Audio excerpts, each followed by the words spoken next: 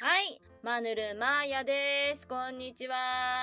さてさて、今日はデビュー動画でもお話ししていた文学作品の解説と朗読をやっていきたいと思います。朗読パートはキャラになりきってセリフを読んでいきます。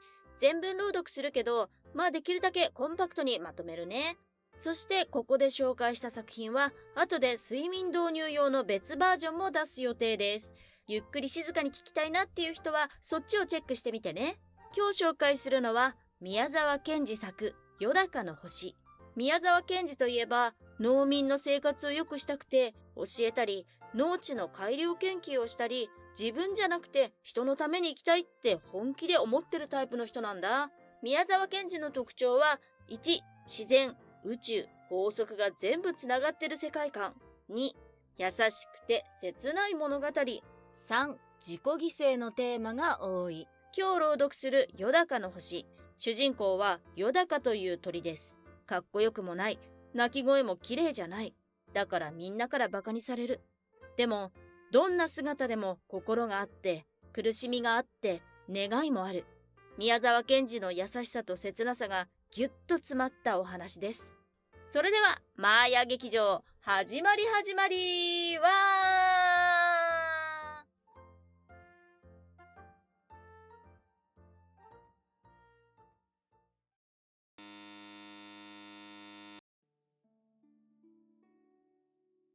よだかは実に醜い鳥です。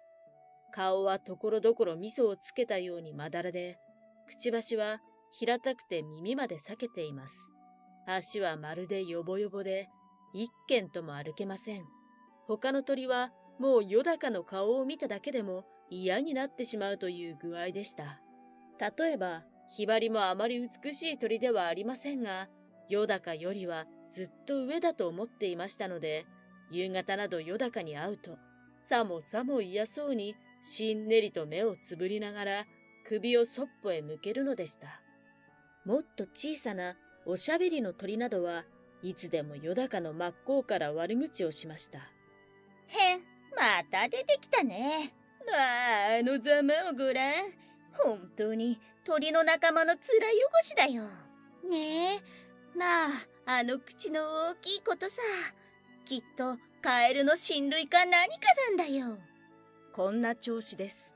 おお、よだかでないただの鷹ならば、こんな生半可の小さい鳥は、もう名前を聞いただけでもブルブル震えて、顔色を変えて、体を縮めて、木の葉の陰にでも隠れたでしょう。ところが、よだかは本当は鷹の兄弟でも親類でもありませんでした。かえって、よだかはあの美しいカワセミや鳥の中の宝石のようなハチスズメの兄さんでした。ハチスズメは花の蜜を食べ、カワセミはお魚を食べ、よだかはハムシを取って食べるのでした。それに、よだかには鋭い爪も鋭いくちばしもありませんでしたから、どんなに弱い鳥でもよだかを怖がるはずはなかったのです。それなら鷹という名のついたことは不思議なようですが、これは一つはよだかの羽がむやみに強くて風を切ってかけるときなどはまるで鷹のように見えたことと、もう一つは鳴き声が鋭くてやはりどこか鷹に似ていたためです。もちろん鷹はこれを非常に気にかけて嫌がっていました。ですからよだかの顔さえ見ると肩を怒らせて早く名前を改めろというのでした。ある夕方、とうとう鷹がよだかの家へやってまいりました。おい、いるかい。まだお前は名前を変えないのか。ずいぶんお前も恥知らずだな。お前と俺ではよっぽど人格が違うんだよ。例えば俺は青い空をどこまででも飛んでいく。お前は曇って薄暗い日か夜でなくちゃ出てこない。それから俺のくちばしや爪を見ろ。そしてよくお前のと比べてみるがいい。タカさん、それはあんまり無理です。私の名前は私が勝手につけたのではありません。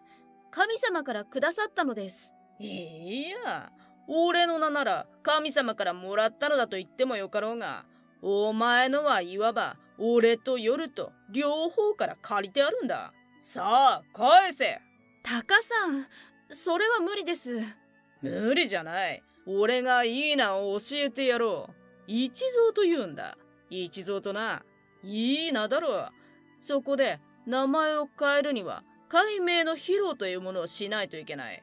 いいか、それはな、首へ一蔵と書いた札をぶら下げて、私は以来一蔵と申しますと、工場を言って、みんなのところをお辞儀して回るんだ。そんなことはとてもできません。いや、できる。そうしろ。もしあさっての朝までにお前がそうしなかったら、もうすぐ掴み殺すぞ。掴み殺してしまうから、そう思え。俺はあさっての朝早く、鳥のうちを一軒ずつ回って、お前が来たかどうかを聞いて歩く。一軒でも来なかったという家があったら、もう貴様もその時がおしまいだぞ。だって、それはあんまり無理じゃありませんか。そんなことをするくらいなら、私はもう死んだ方がマシです。今すぐ殺してください。まあ、よく、後で考えてごらん。一蔵なんて、そんなに悪い名じゃないよ。鷹は、大きな羽をいっぱいに広げて、自分の巣の方へ飛んで帰っていきました。よだかは、じっと目をつぶって考えました。一体僕は、なぜこうみんなに嫌がられるのだろう。僕の顔は、味噌をつけたようで、口は裂けてるからな。それだって、僕は今まで何にも悪いことをしたことがない。赤ん坊の目白が巣から落ちていた時は、助けて巣へ連れて行ってやった。そしたら目白は、赤ん坊をまるで盗っ人からでも取り返すように僕から引き離したんだな。それからひどく僕を笑ったっけ。それに、ああ、今度は一蔵だなんて、首へ札をかけるなんて、辛い話だな。あたりはもう薄暗くなっていました。よだかは巣から飛び出しました。雲が意地悪く光って低く垂れています。よだかはまるで雲とスレスレになって音なく空を飛び回りました。それからにわかによだかは口を大きく開いて羽をまっすぐに張ってまるで矢のように空を横切りました。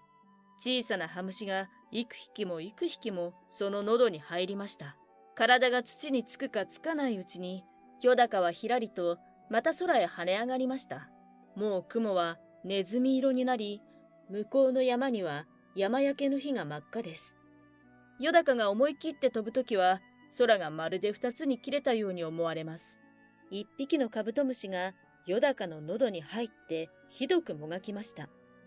よだかはすぐそれを飲み込みましたが、その時、なんだか背中がゾッとしたように思いました。雲はもう真っ黒く、東の方だけ山焼けの火が赤く映って恐ろしいようです。よだかは胸がつかえたように思いながら、また空へ登りました。また一匹のカブトムシがよだかの喉に入りました。そしてまたよだかの喉をひっかいてバタバタしました。よだかはそれを無理に飲み込んでしまいましたが、その時急に胸がドキッとして、よだかは大声を上げて泣き出しました。泣きながらぐるぐるぐるぐる空を巡ったのです。ああ、カブトムシやたくさんのハムシが毎晩僕に殺される。そしてそのただ一つの僕が今度は鷹に殺される。それがこんなに辛いのだ。ああ、辛い、辛い。僕はもう虫を食べないで飢えて死のう。いや、その前にもう鷹が僕を殺すだろう。いや、その前に僕は遠くの遠くの空の向こうに行ってしまおう。山焼けの火はだんだん水のように流れて広がり、雲も赤く燃えているようです。よだかはまっすぐに弟のカワセミのところへ飛んでいきました。きれいなカワセミもちょうど起きて遠くの山火事を見ていたところでした。そしてよだかの降りてきたのを見て言いました。兄さん、こんばんは。何か急のご用ですか？いや、僕は今度遠いところへ行くからね。その前に、ちょっとお前に会いに来たよ。兄さん、行っちゃいけませんよ。ハチスズメもあんな遠くにいるんですし、僕一人ぼっちになってしまうじゃありませんか。それはね、どうも仕方ないのだ。もう今日は何も言わないでくれ。そしてお前もね、どうしても取らなければならない時のほかは、いたずらにお魚を取ったりしないようにしてくれ。ね。さよなら。兄さん、どうしたんです？まあ、もうちょっとお待ちなさい。いや、いつまでいても同じだ。ハチスズメ、後でよろしく言ってやってくれ。さよなら。もう会わないよ。さよなら。よだかは泣きながら自分のお家へ帰ってまいりました。短い夏の夜はもう明けかかっていました。シダの葉は夜明けの霧を吸って青く冷たく揺れました。よだかは高くキシキシと鳴きました。そして巣の中をきちんと片付け、きれいに体中の羽や毛を揃えて、また巣から飛び出しました。霧が晴れて、お日様がちょうど東から昇りました。よだかはぐらぐらするほど眩しいのをこらえて、矢のようにそっちへ飛んでいきました。お日さん、お日さん、どうぞ、私をあなたのところへ連れて行ってください。焼けて死んでも構いません。私のような醜い体でも、焼ける時には小さな光を出すでしょう。どうか、私を連れてってください。言っても言っても、お日様は近くなりませんでした。かえって、だんだん小さく遠くなりながら、お日様が言いました。お前はよだかだな。なるほど。ずいぶん辛かろう。今夜空を飛んで星にそう頼んでごらん。お前は昼の鳥ではないのだからな。よだかはお辞儀を一つしたと思いましたが、急にグラグラしてとうとう野原の草の上に落ちてしまいました。そしてまるで夢を見ているようでした。体がずっと赤や木の星の間を登っていったり、どこまでも風に飛ばされたり、また鷹が来て体を掴んだりしたようでした。冷たいものがにわかに顔に落ちました。よだかは目を開きました。一本の若いすすきの葉から露が滴ったのでした。もうすっかり夜になって、空は青黒く、一面の星が瞬いていました。よだかは空へ飛び上がりました。今夜も山焼けの日は真っ赤です。よだかはその日のかすかな照りと冷たい星明かりの中を飛び巡りました。それからもう一遍飛び巡りました。そして思い切って西の空のあの美しいオリオンの星の方にまっすぐに飛びながら叫びました。お星さん、西の青白いお星さん、どうか私をあなたのところへ連れて行ってください。焼けて死んでも構いません。オリオンは勇ましい歌を続けながら、よだかなどは点で相手にしませんでした。よだかは泣きそうになって、よろよろと落ちて、それからやっと踏み止まって、もう一遍飛び巡りました。それから南の大犬座の方へ、まっすぐに飛びながら叫びました。お星さん、南の青いお星さん、どうか私をあなたのところへ連れて行ってください。焼けて死んでも構いません。大犬は青や紫や木や美しくせわしく瞬きながら言いました。バカを言うな。お前なんか一体どんなものだい？たかが鳥じゃないか。お前の羽でここまで来るには億年、兆年、億兆年だ。そしてまた別の方を向きました。よだかはがっかりしてよろよろ落ちて、それからまた二辺飛び巡りました。それからまた思い切って北の大熊星の方へまっすぐに飛びながら叫びました。北の青いお星様、あなたのところへどうか私を連れてってください。大熊星は静かに言いました。余計なことを考えるものではない。少し頭を冷やしてきなさい。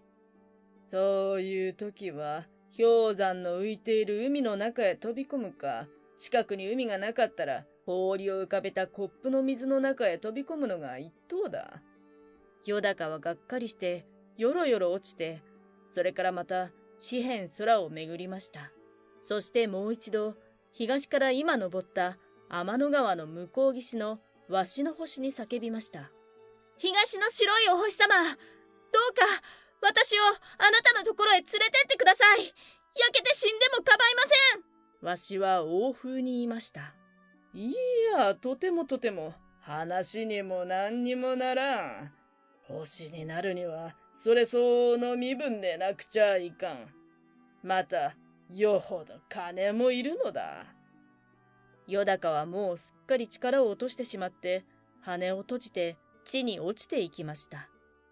そして、もう一尺で地面にその弱い足がつくというとき、よだかはにわかにのろしのように空へ飛び上がりました。空の中ほどへ来て、よだかはまるでわしが熊を襲うときにするように、ぶるっと体をゆすって毛を逆立てました。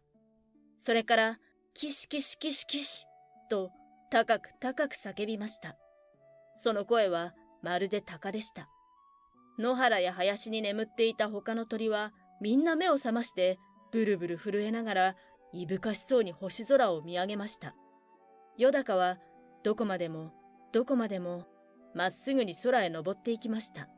もう山焼けの日はタバコの吸い殻のくらいにしか見えません。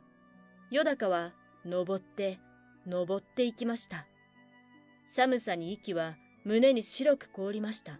空気が薄くなったために羽をそれはせわしく動かさなければなりませんでした。それなのに星の大きさはさっきと少しも変わりません。つく息は不意語のようです。寒さや霜がまるで剣のようによだかを刺しました。よだかは羽がすっかりしびれてしまいました。そして涙ぐんだ目を上げてもう一遍空を見ました。そうです。これがよだかの最後でした。もうよだかは落ちているのか、登っているのか、逆さになっているのか、上を向いているのかもわかりませんでした。ただ、心持ちは安らかに。その血のついた大きなくちばしは横に曲がってはいましたが、確かに少し笑っておりました。それからしばらく経って、よだかははっきり眼を開きました。そして自分の体が今輪の火のような青い美しい光になって静かに燃えているのを見ました。すぐ隣はカシオピア座でした。天の川の青白い光がすぐ後ろになっていました。そしてよだかの星は燃え続けました。いつまでも、いつまでも燃え続けました。今でもまだ燃えています。